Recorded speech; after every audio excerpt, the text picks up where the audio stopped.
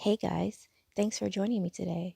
So, today we'll be talking about the brain, understanding, thinking, thoughts, how the brain works and functions, just some general understanding of the mind. All right, so let's go ahead and let's get started.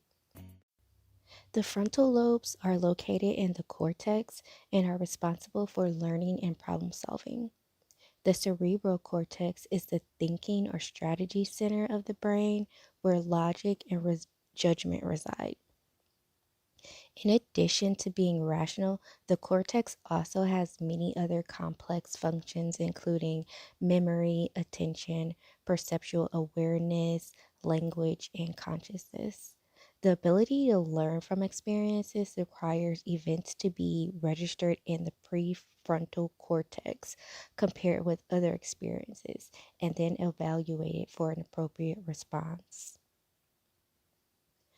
Early childhood trauma has been associated with a reduced size of the brain cortex, meaning the amygdala of the brain will spot triggers and cause a person to automatically react before having a logical thought process. The reduced cortex size may also affect the IQ and the ability to regulate emotions. Within the limbic system, also known as the emotional center of the brain, is the amygdala, which is responsible for activating the fight or flight reactions. It's our stress response. And they determine whether the information is received should go to the limbic system or if it should go to the cortex. So the amygdala is the watchdog of the brain. It uses the majority of its neurons to look for negative events and delegate a response to prepare the body for the threats.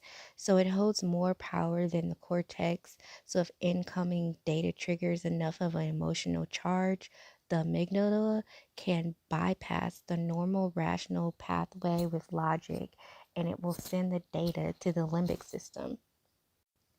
The limbic system performs an emotional analysis and memory review of the information received and determines whether the current stressor is one that has been mastered in the past, successfully adapted to, and not a threat at all, or a clear and present danger.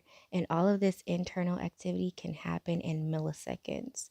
So the amygdala has receptors which regulate fear memory consolidation, meaning once the amygdala sounds its alarm, negative events and experiences quickly get stored in the memory as a trigger or reinforce past triggers that have been saved.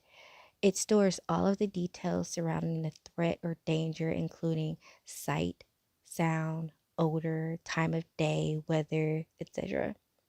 Later, these sights, sounds, and other details of the event can become stimuli and may trigger fear.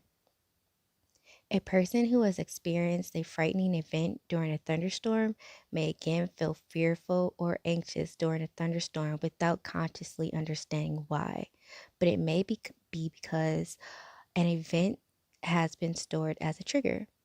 Since these cues were associated with previous danger, the brain may see them as a predictor of new threats, making one react on impulse. The hippocampus assists in the transfer of information to the cortex. The hippocampus is vulnerable to stress hormones, in particular, the hormones released by the amygdala. When the hormones reach a high level, they suppress the activity of the hippocampus and it loses its ability to function. Due to stress, the body is not able to process triggers as one that has been successfully adapted to. So, vital information never reaches the cortex and logical thinking is blocked. Rumination is defined as a repetitive, unwanted, past centered negative thought process. These thoughts have components of emotional upset, anger, and depression. Rumination is distinct from worry as it is past oriented, while worry is considered to be future centric. Rumination can be viewed as a response style, so if presented with a stressful experience, people may tend to ruminate about it as opposed to engaging in another coping style, such as distracting themselves from the stressor. Ruminating can damage the neural structures that regulate emotions, memory, and feelings. It is considered a maladaptive response to stress, and it has been related to many negative psychological outcomes. It has often been shown that women ruminate a lot more than men, but it does play a factor in adrenal fatigue. Rumination increases cortisol in the body and is related to improper HPA axis stress responses. The more that a person's thought patterns are focused on the negative and slip into rumination, the easier it is to be turned to that negative thought pattern. So, this leads to negative thoughts and emotions to eventually just take over the body. Depending on how a person copes with their triggers can also determine how the rest of the body may be affected. Thoughts and feelings are linked to specific parts of the body and different illnesses, such as fear to the kidney. Constantly sending negative emotions and thoughts disrupts the body's natural energy flow.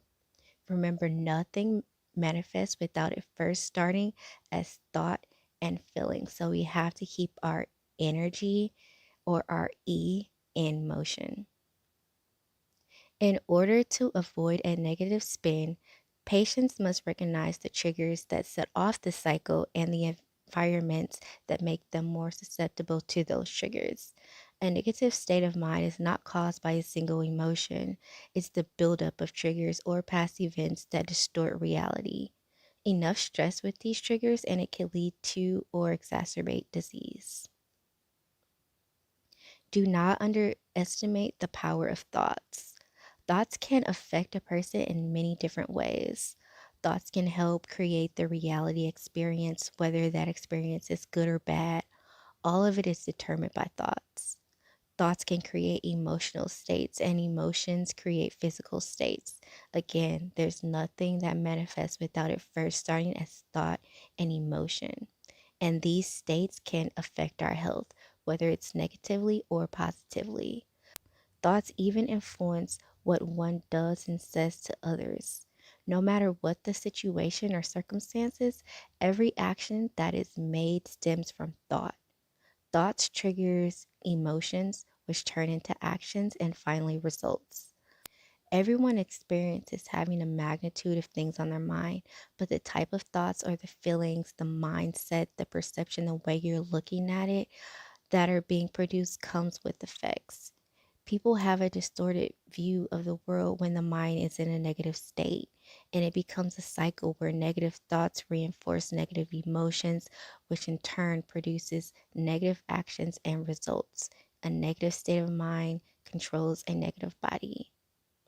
We know that thoughts you have release chemicals in the body based on what you're thinking, and words lead to the heart of people. So you can hit them where it hurts or uplift them.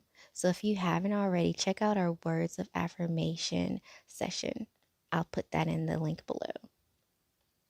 Be mindful of the information you absorb. Evaluate the negativity, the toxicity before dismissing it. Are your fears rooted in reality? If they are not, we have to get rid of that toxic energy for something that has not happened. So evaluate what's the quality of your thoughts, what's in your heart. Are your thoughts rooted in love or hate and fear? Because hate in your heart, remember, it only consumes you. It's like drinking the poison and hoping the other person dies. So it's basically the other person or that other situation is holding power over you until you're able to let it go.